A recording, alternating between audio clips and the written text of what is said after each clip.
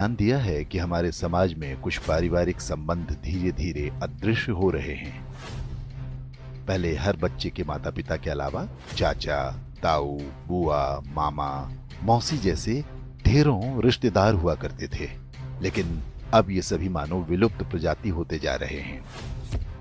भारतीय परिवारों में रक्त के कुल 5 रिश्ते समाप्त होने की कगार पर हैं। 1-2 पीढ़ी बाद संभवतः ये सभी संग्रहालय में सजा दिए जाएंगे।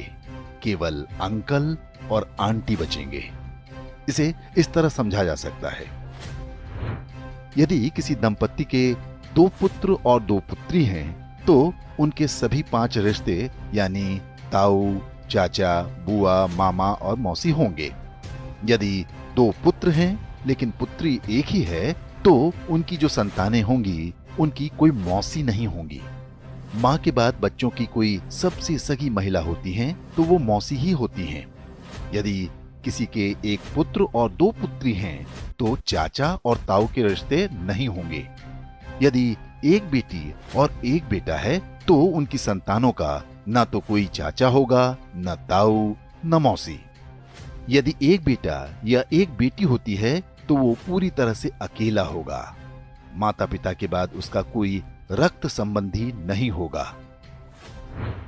सिंगल चाइल्ड फैमिली को उनका निर्णय तीसरी पीढ़ी यानी जिनके वो दादा दादी होंगे बुरी तरह प्रभावित करेगा।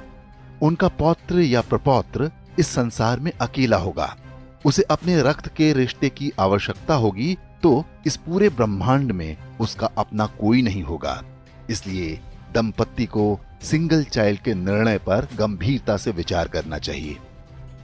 ये न केवल हमारे बच्चों को एकाकी जीवन जीने को विवश करेगा, बल्कि हमारी हिंदू परिवार व्यवस्था को भी नष्ट कर देगा। पश्चिमी देशों में सिंगल चाइल्ड पॉलिसी भारत से पहले आरंभ हो गई थी।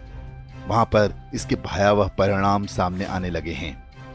ब्रिटिश विद्वान डेविड सेलबॉर्न ने एक पुस्तक लिखी है जिसका नाम है द लूजिंग बैटल विद इस्लाम। इसमें बताया गया है कि पश्चिमी समाज पर इस्लाम का अधिकार होता जा रहा है और इसका सबसे बड़ा कारण एक शक्तिशाली परिवार व्यवस्था का अभाव है। यूरोपीय देशों में परिवार नाम की संस्था लगभग समाप्त हो चुकी है। लोग विवाह करना पसंद नहीं करते।